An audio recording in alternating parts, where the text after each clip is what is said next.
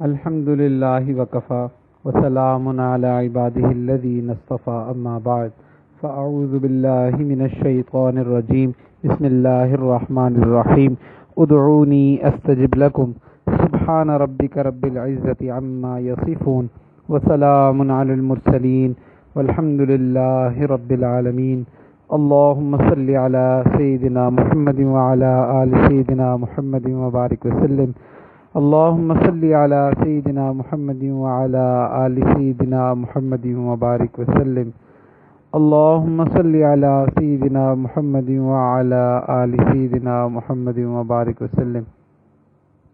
اللہ سبحانہ و تعالیٰ نے ہمیں اس دنیا میں بھیجا، اور اس دنیا میں بھیجنے کے ساتھ اللہ سبحانہ و تعالیٰ نے ہم سے یہ مطالبہ کیا کہ ہم اللہ سبحانہ و تعالیٰ کو یاد رکھیں۔ اب ان یاد رکھنے کی بہت ساری ریزنز ہوتی ہیں، انسان کی خواہشات ہوتی ہیں تو وہ اللہ کو یاد کرتا ہے، وہ کسی پریشانی میں مبتلا ہوتا ہے اللہ کو یاد کرتا ہے، مصیبت اس کی زندگی میں آتی ہے اللہ کو یاد کرتا ہے، یا کوئی کام ایسا جو اس کا اٹکا ہوتا ہے تو تب بھی وہ اللہ کو یاد کرتا ہے۔ خیر، اللہ کو یاد کرنے کے تو بہت سارے بہانے ہیں، لیکن یہ کچھ معاملات ایسے ہوتے ہیں جہاں پہ وہ اللہ کو یاد کرتا ہے، اور اس یاد کرنے کا ایک جو طریقہ جو اللہ سبحانہ و تعالیٰ نے حضور صلی اللہ علیہ وسلم کے ذریعے ہمیں سکھایا وہ ہے دعا، کہ انسان دعا مانگتا ہے۔ تو الحمدللہ کیونکہ رمضان کا مہینہ ہے، تو رمضان کے مہینے کو دعا کے ساتھ جو ہے نا وہ ایک خاص تعلق ہے۔ رمضان کے مہینے میں اللہ سبحانہ و تعالیٰ کثرت سے دعائیں قبول کرتے ہیں۔ ویسے تو کوئی بھی ایسا لمحہ نہیں جب اللہ دعا قبول نہیں فرماتے۔ اللہ سبحانہ و تعالیٰ نے قرآن میں وعدہ فرما لیا، ادعونی استجب لکم، تم مجھ سے مانگو میں تمہاری دعا ضرور قبول کروں گا۔ دیکھو، آپ اگر کسی سے وعدہ کر لیں کہ بھئی تم ایسا کرو، تم میرے گھر آؤ، اور تم میرے گھر آؤ گے نا تو اگر تمہیں پیاس لگی ہوگی تو میں تمہیں پانی پلا دوں گا، اور وہ شخص آپ کے گھر آ جائے، اور جب وہ آپ کے گھر آئے تو کیا ایسا ہو سکتا ہے کہ وہ آپ سے کہے کہ اچھا مجھے ایک گلاس پانی پلا دو، اور آپ کہیں کہ نہیں میں نے آپ کو پانی نہیں پلانا؟ بلکہ یہ بات آپ کی غیرت پہ آ جائے گی، کہا جائے گا کہ بھئی آپ نے وعدہ کیا ہے، پانی تو آپ کے لیے کوئی اتنی قیمتی چیز نہیں ہے، آپ کو پانی پلانے میں کوئی مسئلہ بھی نہیں ہے، تو آپ اس کو کیوں پانی نہیں پلائیں گے؟ آپ اس کو بڑے آرام سے پانی پلا دیں گے۔ تو اللہ سبحانہ و تعالیٰ کے لیے کسی شے کو دینا وہ اتنا آسان ہے کہ شاید ہمارا پانی پلانا زیادہ مشکل ہوگا، اور اللہ کا ہمیں کوئی چیز دینا یہ مشکل نہیں ہے۔ اللہ سبحانہ و تعالیٰ نے قرآن میں ہمارے ساتھ ایک عجیب تعلق جو ہے وہ بتایا ہے۔ اللہ سبحانہ و تعالیٰ قرآن میں فرماتے ہیں، یا ایھا الناس انتم الفقراء الی اللہ، اے لوگو تم اللہ کے در کے فقیر ہو۔ اب اللہ سبحانہ و تعالیٰ نے ہمیں ایک فقیر کے ساتھ مشابہت دے دی۔ اب اگر اللہ نے ہمیں فقیر بنایا ہے تو فقیر وہ تو نہیں ہوتا کہ جو مانگتا رہے اس کو کچھ دیا ہی نہ جائے۔ نہیں، فقیر وہ ہوتا ہے کہ جو مانگتا ہے اور اس کو جو امیر ہوتے ہیں وہ اس کو دے دیتے ہیں۔ اصل میں فقیر کا تعلق یہ ہوتا ہے، فقیر کی حیثیت یہ ہوتی ہے۔ تو اسی طرح سے اگر اللہ سبحانہ و تعالیٰ نے ہمیں قرآن میں ہمارا جو اللہ سے کے ساتھ ایک ریلیشن ہے وہ اللہ نے ایسے فرما دیا کہ دیکھو تم فقیر ہو، اس کا مطلب یہ کہ تم مجھ سے مانگو۔ اب اگر اللہ فرما رہے ہیں مجھ سے مانگو، تو ایسا کیسے ہو سکتا ہے کہ ہم اللہ سے کہیں اللہ تعالیٰ آپ ہمیں دے دیں، اور اللہ کہ نہیں میں نے تمہیں نہیں دینا؟ بھئی اللہ خود فرما رہے ہیں کہ مجھ سے مانگو میں دوں گا، تو جب اللہ فرما رہے ہیں میں دوں گا تو پھر یہ ڈاؤٹ تو رہ ہی نہیں جاتا۔ اور یہ جو دینا ہے نا یہ اللہ سبحانہ و تعالیٰ کی صفت ہے۔ آپ ایسے سمجھ لیں کہ جیسے پانی ہے نا، اس کی ایک صفت ہے کہ وہ آگ کو بجھا دیتی ہے۔ تو اسی طرح یہ تو خیر ایک بڑی ادنا سی مثال ہے، لیکن آپ اس سے سمجھ سکتے ہیں کہ اللہ سبحانہ و تعالیٰ کی صفت ہے کہ اللہ سے اگر مانگا جائے تو اللہ ضرور دیتے ہیں۔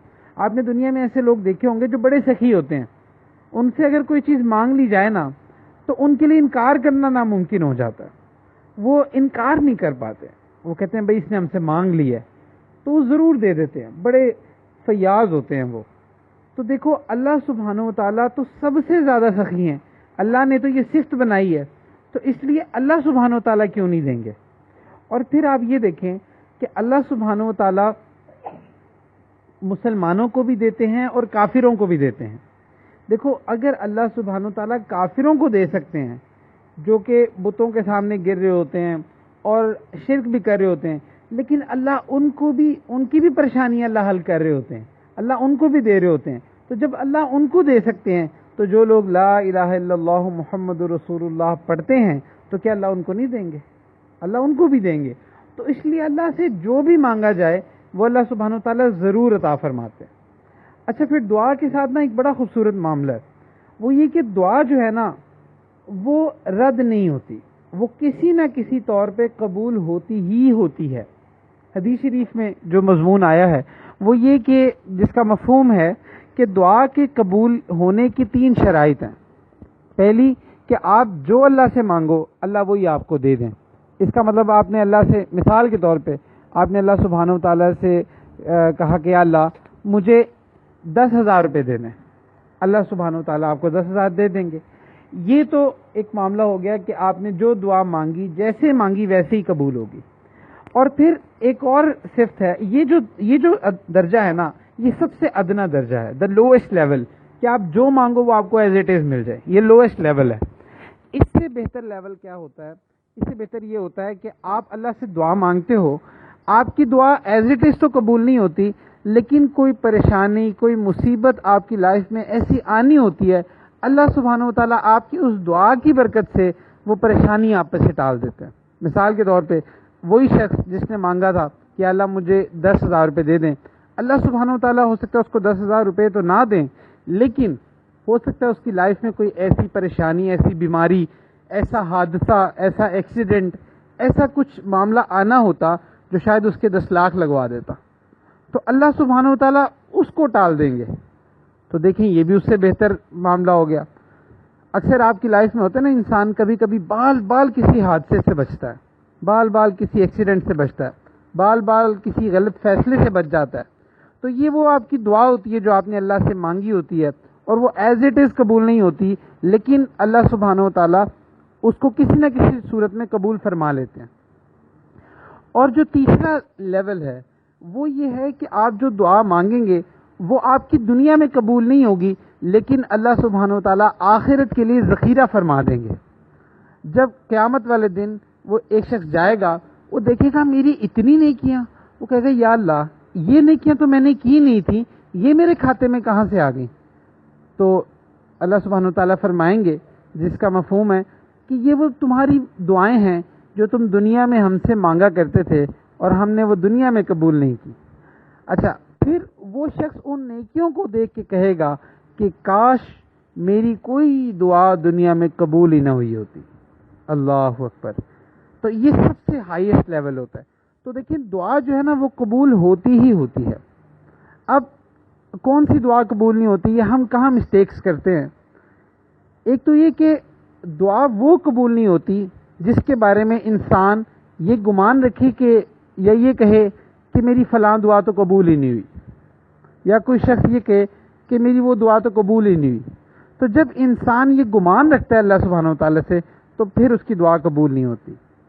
ایک حدیث قدسی ہے، انا عند ظن عبدی بھی، اللہ سبحانہ وتعالیٰ فرماتے ہیں جس کا مفہوم ہے کہ میں اپنے بندے سے اس کے گمان کے مطابق معاملہ کرتا ہوں۔ تو اللہ سبحانہ وتعالیٰ بندے سے اس کے گمان کے مطابق معاملہ فرمائیں گے۔ اب آپ اگر اللہ سے یہ گمان رکھیں کہ بھئی اللہ آپ کو دیں گے، آپ نے چھوٹا بچہ نہیں دیکھا جو ضد کرتا ہے اپنی ماں کے سامنے، اور اکثر اس کے ماں باپ اس کو کوئی کھلونا نہیں بھی دلانا چاہ رہے ہوتے، لیکن وہ ضد کرتا ہے اور ایسی محبت سے ضد کرتا ہے کہ ماں باپ مجبور ہو کے بھی اس کو دلا دیتے ہیں۔ بہرحال اللہ سبحانہ وتعالیٰ کو تو کوئی شے مجبور نہیں کر سکتی، لیکن اللہ کو اپنے بندے پہ پیار بہت آتا ہے۔ جو اللہ کے سامنے ہاتھ پھیلاتا ہے نا، اللہ کو اس پر پیار بہت آتا ہے، تو اس لیے اللہ سبحانہ وتعالیٰ کی ذات کو غیرت آ جاتی ہے کہ میں اٹھے ہاتھوں کو خالی کیسے لوٹا دوں۔ تو اس وجہ سے اللہ سبحانہ وتعالیٰ اس بندے کو ضرور عطا فرماتے ہیں۔ تو جب ہم یہ گمان رکھیں گے کہ ہاں اللہ سبحانہ وتعالیٰ ہماری دعا ضرور قبول فرمائیں گے، اور جیسی ہم دعا اللہ سے مانگ رہے ہیں ایسا ضرور ہوگا، تو انشاءاللہ یہ دعا ضرور قبول ہوگی۔ اور جب ہم بد دل ہو کے اللہ سے مانگیں گے تو پھر دعا قبول نہیں ہوتی۔ اسی طرح سے جو دعا غافل دل کے ساتھ مانگی جائے وہ قبول نہیں ہوتی۔ ایک حدیث شریف ہے، الدعاء مخ العبادہ، کہ جو دعا ہے وہ عبادت کا مغز ہے.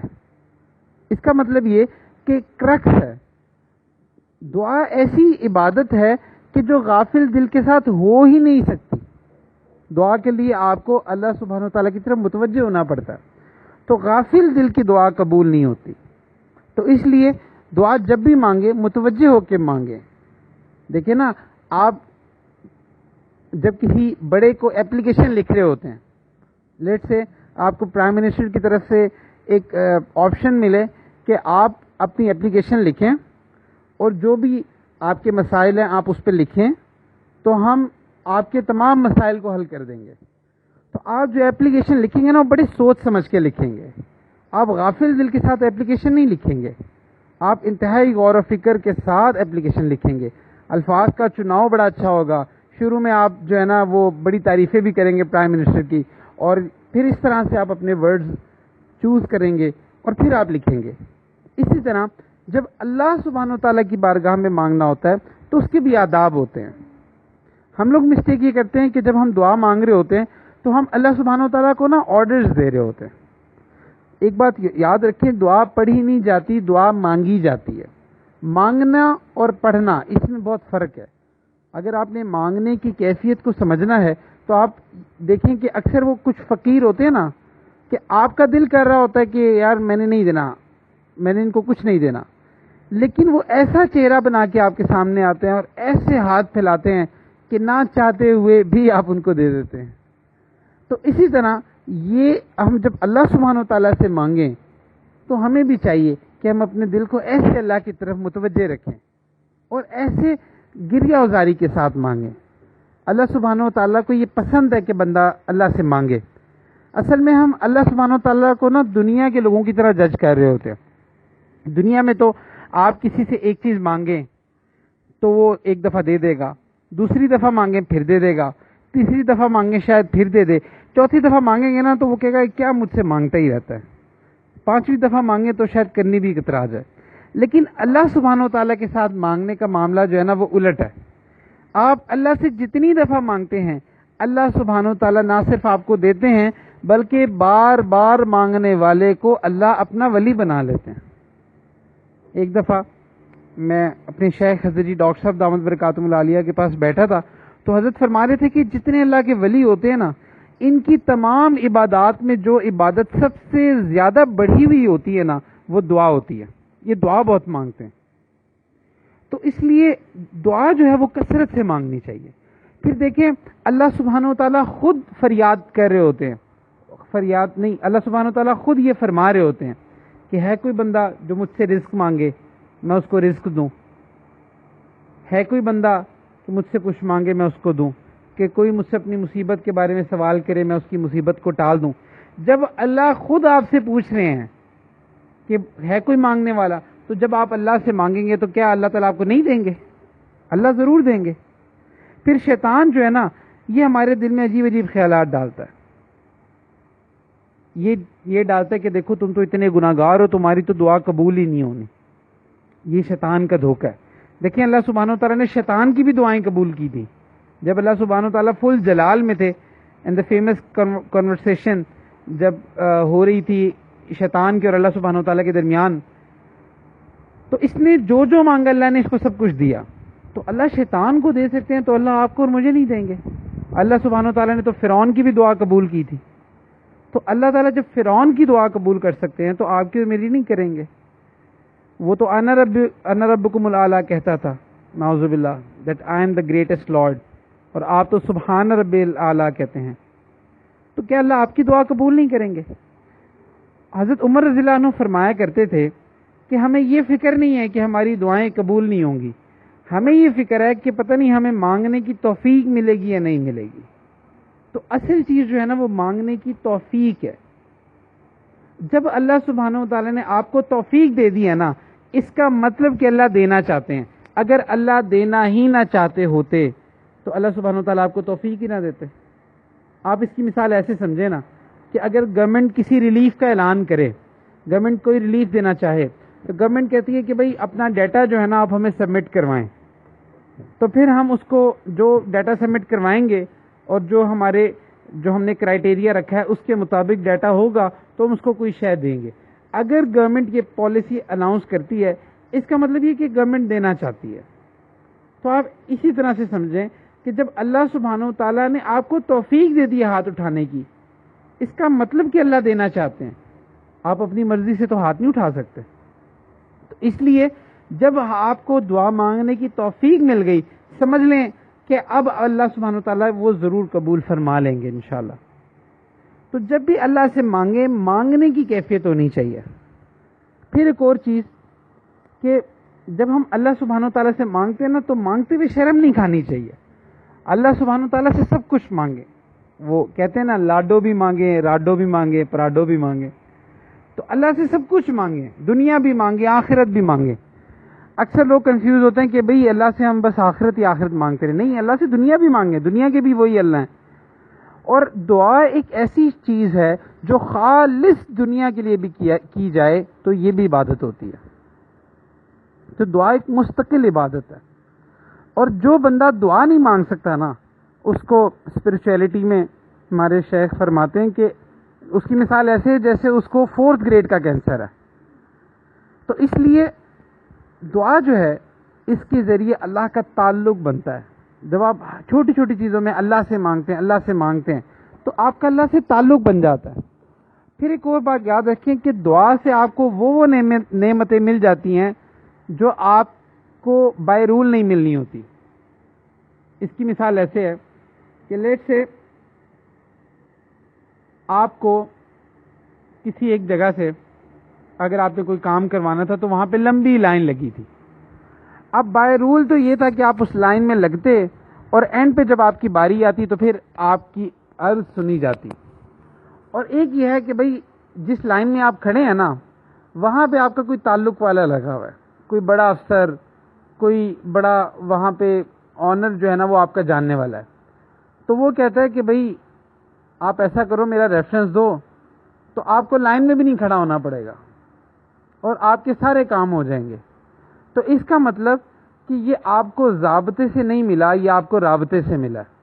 تو کچھ ہوتا ہے ضابطے سے ملنا اور کچھ ہوتا ہے رابطے سے ملنا. رابطے سے ملنا وہ ہوتا ہے جو بہت زیادہ ہوتا ہے، آپ کو ریفرنس سے مل جاتا ہے، وہ آپ کو بائی رول نہیں ملتا. تو اسی طرح سے جب آپ اللہ سبحانہ و تعالیٰ سے مانگتے ہیں تو آپ کو وہ چیزیں بھی مل جاتی ہیں جو شاید ویسے آپ کو ملنا نہ ہوتی، لیکن چونکہ آپ مانگتے ہیں اس لیے اللہ سبحانہ و تعالیٰ وہ آپ کو ضرور عنایت فرما دیتے ہیں. تو اللہ سبحانہ و تعالیٰ اپنے سے مانگنے والے سے خوش ہوتے ہیں. اور جو بندہ دعا نہیں مانگتا نا اللہ سبحانہ و تعالیٰ اس سے ناراض ہو جاتے ہیں. یہ نشانی ہوتی ہے کہ اس بندے کے اندر تکبر ہے، یہ اپنے آپ کو محتاج نہیں سمجھتا. تو مانگنے والے سے اللہ خوش ہوتے ہیں. اب یہ جو رمضان ہے نا یہ دعا کے حوالے سے لوٹ سیل مہینہ ہے. حدیث شریف کا مفہوم ہے کہ روزے دار کی ایک دعا تو ضرور قبول ہوتی ہے. تو دیکھیں آپ کی 30 روزے ہیں، اب جتنے بھی رہ گئے، 24 رہ گئے، 25 رہ گئے، جتنے بھی رہ گئے، تو آپ کی ایک دعا تو ضرور ہی قبول ہونی ہے روز. تو آپ اپنی وش لسٹ بنا لیں اور اللہ سے مانگنا شروع کر دیں.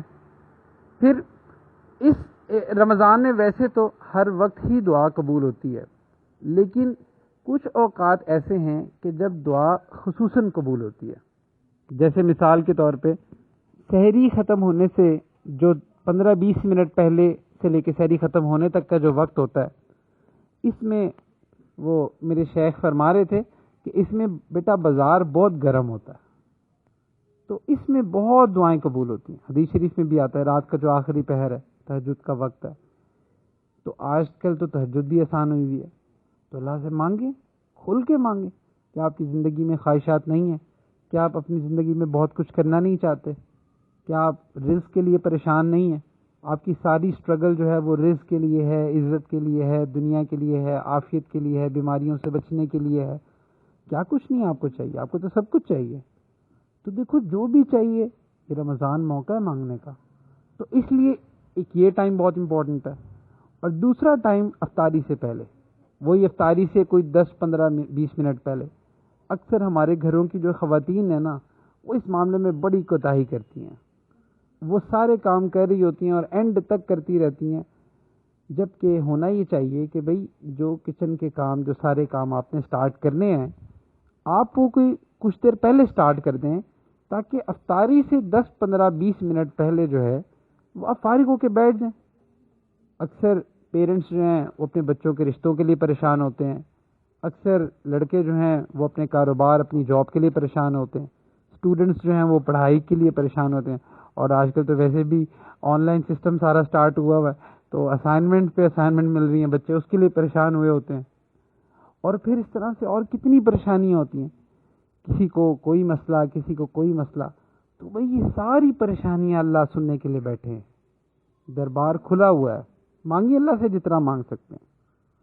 تو اس لیے رمضان میں دعاؤں کی کثرت کریں، یہ ٹائم آپ کا اور اللہ سبحانہ و تعالیٰ کا ہو، تو ایٹ لیسٹ اگر آپ رمضان میں ان 2 اوقات کو بھی اچھے سے استعمال کر لیں گے نا، تو آپ کو بہت کچھ ملے گا۔ آپ گارنٹی، آپ ایک پیج پہ لکھ لیں کہ آپ سحری کا جو وقت بتایا یہ، اور افطاری سے پہلے آپ دعائیں مانگنا شروع کریں، آپ اگلے رمضان سے پہلے اس کی برکات اپنی آنکھوں سے دیکھ لیں گے۔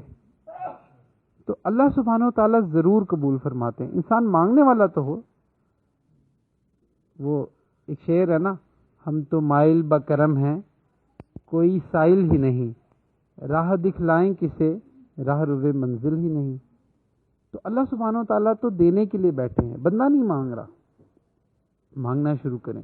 آج کل جتنا ٹائم آپ سوشل میڈیا پہ لگے ہوتے ہیں، وہی ٹائم آپ اللہ کے ساتھ دعا میں لگا لیں، آپ کی ساری پریشانیاں حل ہو جائیں گی۔